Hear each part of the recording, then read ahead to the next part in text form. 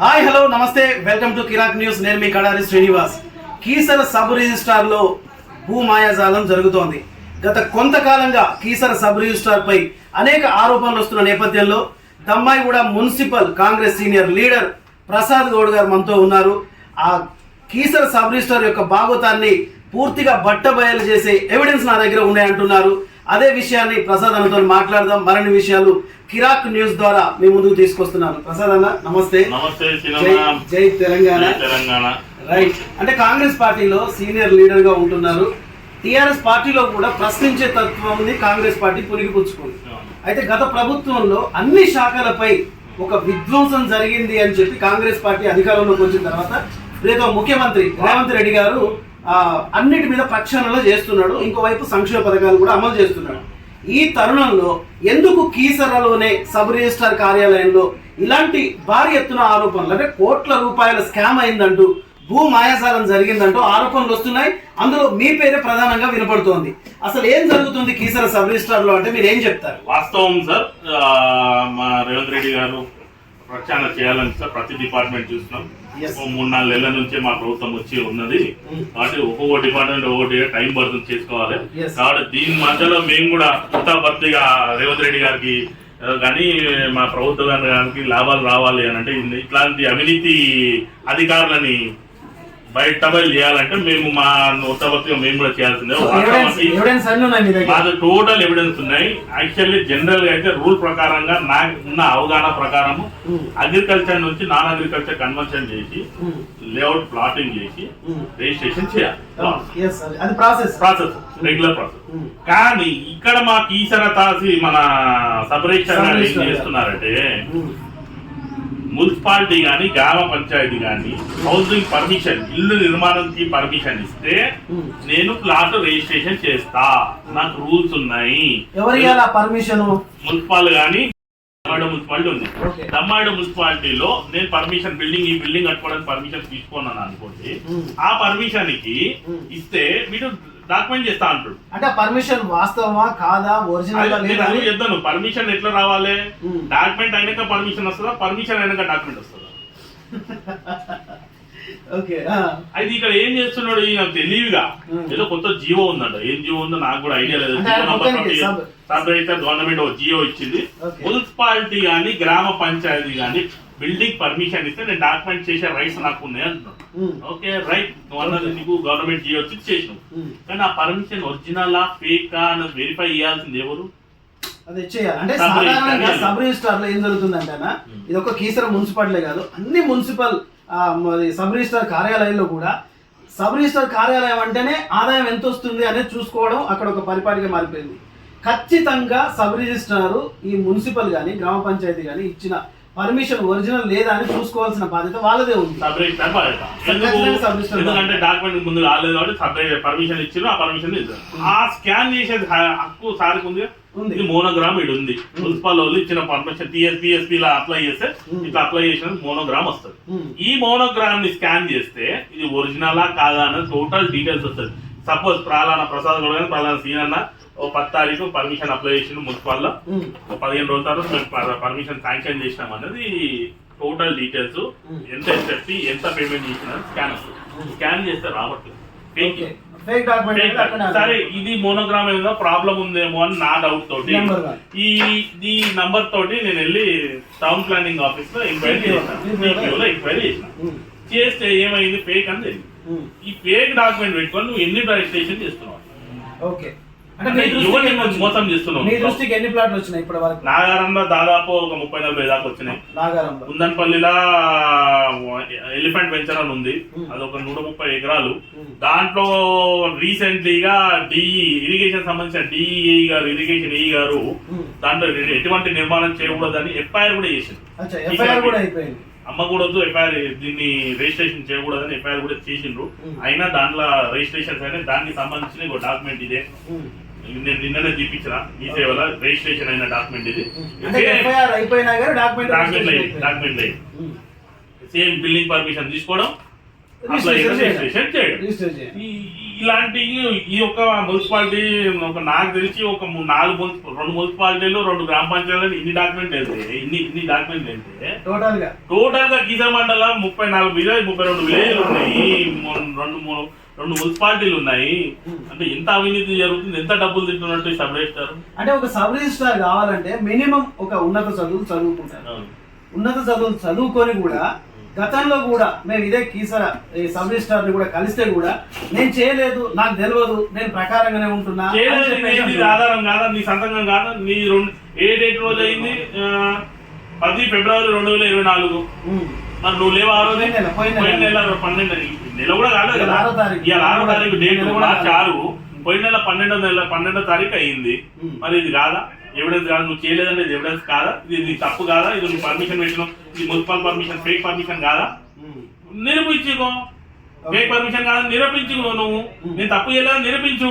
నేను చెప్తున్నాను కదా నువ్వు తప్పు చేయను, నేను అంటే ఆరోపిస్తున్నాను. నేను అదే కామన్ మ్యాన్ గా అదే పబ్లిక్ గా పార్టీ నుంచి పగబెట్టినావు, కామన్ మ్యాన్ గా నేను పబ్లిక్ గా నేను పరిస్థితిస్తాను. సబ్ రిజిస్టర్ గారు నిరూపించు, నువ్వు తప్పు చేయలేదని చెప్పి నువ్వు నిరూపించు. మీ దగ్గర చూసుకుంటే ఇన్ని మొత్తం ఇవన్నీ ఎవిడెన్స్ అని చెప్తున్నారు. ఓకే, దాదాపు 4 గ్రామాల ఈ డాక్యుమెంట్ల మీద చీర్యాలకు సంబంధించిన విలేజ్, చీర్యాల గ్రామ పంచాయతీ. దీనికి ఇంటి నంబర్ ఇచ్చి ఫేక్ పర్మిషన్, ఇంటి ఫేక్ నంబర్ ఇంటి నంబర్ ఫేక్ అంటే ఆ నెంబర్ ఆ ఇల్లు కూడా ఏం ఉండలేదు. ఓకే, ఫేక్ ఇది ఇంటి నంబర్, ఇది ఫేక్. దీని మీద పర్మిషన్స్ ఆల్రెడీ చీర్యాల గ్రామ పంచాయతీ వాళ్ళు 30 పర్మిషన్లు ఇచ్చారట, 30 డాక్యుమెంట్లు ఇచ్చి 30 డాక్యుమెంట్లు చేసినట. దీని మీద ఎంక్వైరీ చేయమని కలెక్టర్ గారు కూడా ఫిర్యాదు, ఇప్పుడున్న పంచాయత్ సెక్రటరీ గారు ఫిర్యాదు చేసిండ్రు. కానీ ఈ స్పాట్ కి వెళ్ళి చూస్తే ఓపెన్ గ్రౌండ్, అంటే మీరు చూసి స్పాట్ కి వెళ్ళి చూసినా ఓపెన్ గ్రౌండ్, ఒక ఇల్లు లేదు, ఒక ఇల్లు కాదు, ఒక ఇటుక లేదు అక్కడ. ఓపెన్ గ్రౌండ్, పునాదే లేదు, దానికి డాక్యుమెంట్ అయ్యింది. సరే డాక్యుమెంట్ అంటే లేఅవుట్ చేసి డాక్యుమెంట్ అనుకో, పర్మిషన్ అయితే ఇచ్చింది, ఇల్లు అయిపోయింది, ఇల్లు ఉందని చెప్పి పర్మిషన్ ఇచ్చినా పర్మిషన్ ఇచ్చినోడు ఫేక్ పర్మిషన్. అంటే పంచాయతీకి అంటే గ్రామ పంచాయతీ కూడా తెలియకుండా తయారు చేసిన ఫేక్ పర్మిషన్. సో అంతా సబ్ రిజిస్టార్ కంట్రోల్ అనేది జరుగుతుంది అని. సబ్ రిజిస్టార్ కి అవగాహన లేని అవుతుందా? ఇప్పుడు నేను చేసిన నీకు చెప్పకుండా ఫేక్ పర్మిషన్ తీసుకొచ్చి పెడతాను, నువ్వు చేస్తావు రిజిస్ట్రేషన్? ఇంత నిర్మోహమాటంగా అంటే ధైర్యంగా ఇది ఫేక్ పర్మిషన్ అని చెప్తున్నారు కాబట్టి ఇలా మీడియా ముందు మీరు ఇంతగానో మాట్లాడుతున్నారు. 100% నేను ఎంక్వైరీ చేసిన సార్ దీని గురించి. గ్రామ పంచాయతీలో వెళ్ళి అడిగా, ఈ నంబర్ అసెస్మెంట్ నంబర్ చూపించండి, ఇల్లు ఏడు ఉందని చూపించమంటే ఇది ఫేక్ పర్మిషన్ ఉంటుంది, ఇల్లు ఏడికి వెళ్ళి వస్తుంది అన్న అని వాళ్ళే అడుగుతున్నారు. గ్రామ పంచాయతీ కీసర వాళ్ళే చెప్పారు, కీరాల గ్రామ పంచాయతీ వాళ్ళు చెప్పారు. నేను వెళ్ళి ఎంక్వైరీ చేసిన, ఈ ఇల్లు ఏడు ఉంది సార్, అసెస్మెంట్ చేసిరు కదా, ఈ ఇంటి పర్మిషన్ ఇచ్చిరు కదా, ఈ అసెస్మెంట్ నంబర్ ఇల్లు ఏడు ఉంది, నాకు పని ఉంది చూపించండి అని అంటే ఈ అసెస్మెంట్ నంబర్ తోటి వేసిండ్రు, ఇది ఫేక్ అని చెప్పి వాళ్ళే చెప్పారు. అధికారులు 30 అయింది అన్న, మా దృష్టికి వచ్చింది, మేము అక్కడ పని చేయకూడదు, పని నడుస్తుంది అక్కడ అంటే లేఅవుట్ రాళ్ళు వార్తలు పని ఆపిచ్చేసి జిల్లా కలెక్టర్ గారికి ఫిర్యాదు చేసినాము. దీని మీద ఎంక్వైరీ జరుగుతుందని అక్కడ ఉన్న పంచాయత్ సెక్రటరీ కానీ అక్కడ ఉన్న బిల్ కలెక్టర్ కానీ నా స్వయంగా నాకే చెప్పారు. కాబట్టి నేను అంత కాన్ఫిడెన్స్ తో నేను చెప్తున్నాను. సరే నువ్వు తప్పు చేయలేదు అంటున్నాను, నిరూపించి తప్పు కాదని చెప్పి I'm ready to face anything as legal are illegal. ఏం చేస్తావు నేను చెప్తాను. నేను నువ్వు తప్పు చేసినావు, నేను ప్రూవ్ చేసిన, నువ్వు తప్పు చేయలేదు ప్రూవ్ చేయి, నేను రెడీ. కాన్స్టిట్యూన్సీ ఏ కాన్స్టిట్యూన్సీ వచ్చినా నేను రెడీ, నేను టేక్అవుట్ చేయడానికి రెడీ. ఓకే రైట్ ప్రసాద్ అన్న, ఒకటే అంటే ఇప్పుడు ఈ కీసర ఈ మండల సబ్ రిజిస్టర్ గారు వచ్చి ఎన్ని రోజులు అవుతుంది? గతంలో ఉన్న ఈ సబ్ రిజిస్టర్ కి ఈ సబ్ రిజిస్టర్ కి మధ్యన తేడా ఉందంటే మీరు ఏం చెప్తారు? గతంలో ఉన్న సబ్ రిజిస్టార్ కి ఈ సబ్ రిజిస్టార్ అంటే ఈయన వచ్చి సుమారు నాకు తెలిసి 6 నుంచి 7 నెలలు ఏమో అవుతుంది. అయితే నేను అడగలేదు సబ్ రిజిస్టార్ ని, వేరే వాళ్ళు మీలాంటి మిత్రులు ఎవరు అడిగితే గత సబ్ రిజిస్టార్ చేసిన పోయిన పనే నేను కంటిన్యూ చేస్తున్నా. బయట ఏం చేస్తున్నాను, గత సబ్ రిజిస్టార్ ఉండే ఆ సబ్ రిజిస్టార్ చేసిన పనినే నేను కంటిన్యూ చేస్తున్నా, కొత్తగా నేనేం చేయట్లేదు అని చెప్పి ఈజీగా తప్పించుకొని ప్రయత్నం చేస్తుంది. అంటే సిఎస్ గారికి, కోమటిరెడ్డి శ్రీనివాసరెడ్డి రెవెన్యూ మినిస్టర్ గారికి, విజిలెన్స్ కి, ఏసీబీకి వీళ్ళందరికీ కంప్లైంట్ ఫిర్యాదు చేసిన. దాంతో పాటు నిన్న కాక మొన్న నేను వెళ్ళి మన డిస్ట్రిక్ట్ అదేమంటారు sir stamps and registration IG గారికి కలిసి return registrations commissioner of the inspector general registration and stamps వాళ్ళకి రిటర్న్ గా కంప్లైంట్ ఇచ్చిన ఎవిడెన్స్ తో సహా నేను ఎంక్వైరీ చేస్తాను సార్, ఎంక్వైరీ చేసి యాక్షన్ తీసుకుంటానని చెప్పారు. జస్ట్ 2 days అవుతుంది నేను ఇచ్చి. కాబట్టి మీ మీడియా మిత్రుల ద్వారా ఒకటే కోరుకునేది. రైట్, ఫైనల్ గా ఒకటి అడుగుతున్నా ప్రసాద్ అన్న, ఇన్ని ఎవిడెన్స్ తీసినప్పుడు ఇంత మీరు ఫైట్ చేస్తున్నప్పుడు మీకు రాజకీయ నాయకుల నుంచి కానీ లేకపోతే అధికారుల నుంచి కానీ లేకపోతే మండల అధికారుల నుంచి కానీ జిల్లా అధికారుల నుంచి కానీ మీకు ఎలాంటి కాల్స్ అయినా వచ్చాయా? మీరు ఏమైనా ప్రాబ్లం ఎదుర్కొంటున్నారా? ఇప్పటివరకు అయితే ఏం రాలేదు. ఇక ముందు వస్తే ఏమో తెలియదు, ఎందుకంటే ఇంతవరకు అయితే నాకు ఎవరు హ్యాండిల్ చేయలేదు, ఫోన్ చేయాలని. బట్ నేను మా సంబంధించిన కాంగ్రెస్ పార్టీకి సంబంధించిన సీనియర్ నాయకులు కానీ మా వెంకయ్య యాదవ్ మేడ్చల్ కాన్స్టిట్యూన్సీ క్యాండిడేట్ ఆయనకు కూడా దృష్టిలో పెట్టినా ఇది మంచి పని చేస్తున్నాం అని చెప్పి దీని మీద. గతంలో ప్రసాద్ గౌడ్కి ఒక మాజీ ఎమ్మెల్యే ఫోన్ చేసి ఎందుకు తమ్మి ఇదంతా ఊరుకోరాదు అన్నట్టుగా మీడియాకి తెలుస్తోంది, అది నిజమంటారా? లేదు, గతంలో అంటే అది వేరే ప్రాబ్లం మీద చేసిన ఎమ్మెల్యే గారు, అది వేరు, అది అయిపోయిన చాప్టర్ అది.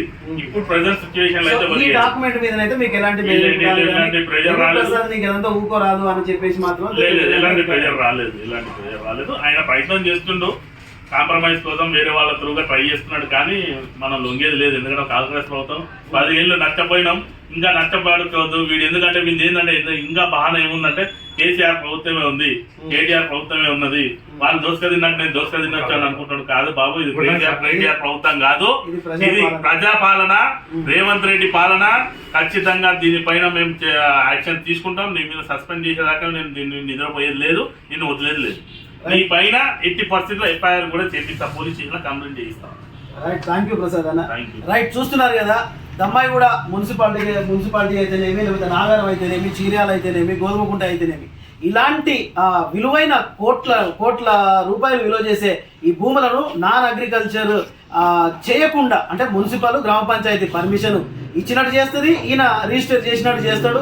కొన్ని వందల కోట్ల ప్లాట్లను అమ్ముకుంటూ ధనార్జనే ధ్యేయంగా పనిచేస్తున్న కొందరు సబ్ రిజిస్టర్ల భాగవతాన్ని ఇలాంటి కాంగ్రెస్ కార్యకర్తలు బయట పెడుతున్నప్పుడు ఖచ్చితంగా ప్రభుత్వం దీని మీద తగిన చర్య తీసుకోవాలి. ఇలాంటి అధికారులను ట్రాన్స్ఫర్ చేయకుండా పూర్తిగా జీవితకాలం సస్పెండ్ చేస్తూ వారు చదువుకున్న చదువును కూడా శాశ్వతంగా దాన్ని క్లోజ్ చేస్తూ వాళ్ళను ఇందాక మిత్రులు అన్నట్టుగా కారాగారం చెంచలు కూడా ఇది కాదు, అండమాన్ నికోబార్ దీవులో పడేస్తే ఇలాంటి వారి నుండి తెలంగాణ రాష్ట్రాన్ని, తెలంగాణ సహజ సంపదను దోచుకుంటున్న ఇలాంటి వారిని జనాల్లో తిరగనీయకుండా చేయాలని కోరుతున్నారు.